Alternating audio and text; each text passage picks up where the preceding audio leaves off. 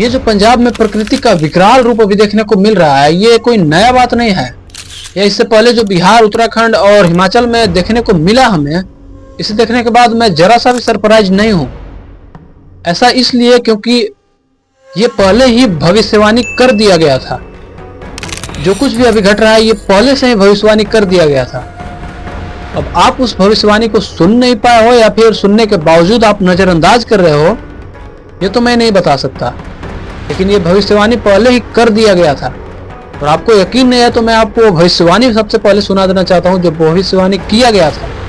काल की चाल बड़ी विकराल है, ऐसे ऐसे तांडव होने वाले हैं जिनको तुम देख के सह नहीं पाओगे। ये माया का तांडव है, देख लेना आगे चलकर आभास होता है।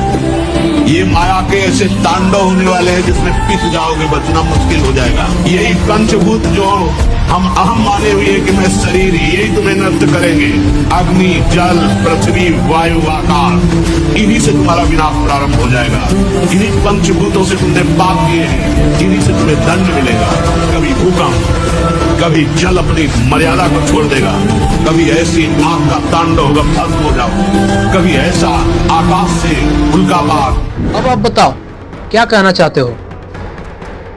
जो कुछ भी उन्होंने बताया है, क्या सेम टू सेम यहां पे नहीं मैच कर रहा है? एक भी वर्ड अगर मिसिंग हो रहा हो तो आप बताओ, तो क्यों ऐसा क्यों हो रहा है वो भी बताया गया है उसमें। प्रकृति के साथ जितना भी खिलवाड़ करेगा मनुष्य, उतना ही प्रकृति रौद्र रूप अपना दिखाएगी और अपने में मिला लेगी, मनुष्यों को मिट्टी में मिला देगी। अगर आप प्रकृति को छेड़ते हो तो प्रकृति आपको कभी छोड़ेगी नहीं, याद रखना। प्रकृति अपना हिसाब चुन चुन कर लेती है, जितना उसका हिस्सा होता है वो अपना हिस्सा लेकर ही रहेगी। आप लाखों सड़कें बना रहे हो, लाखों पेड़ काट रहे हो, प्रकृति को नुकसान पहुंचा रहे हो, गंदगी फैला रहे हो, कौन देगा इसका जवाब? आप ही को जवाब देना होगा इसका। ये जो प्रकृति के साथ आप छेड़छाड़ कर रहे हो ना, इसका जवाब प्रकृति आपसे चुन चुन कर ले रही है, अप्रत्यक्ष रूप से ले रही है और आपको अंदाजा तक नहीं हो रहा है। 2025 में कितने जगहों पर बाढ़ आ गया, आपको अंदाजा भी है? नहीं है। और कितने लोग बाढ़ के कारण सिर्फ मारे गए, इसका भी अंदाजा है? नहीं है। क्यों नहीं है? आपको इस बात का जरा सा भी अंदाजा नहीं है कि प्रकृति के साथ छेड़छाड़ करने के बाद प्रकृति आपसे कितना बड़ा मोल चुकाती है।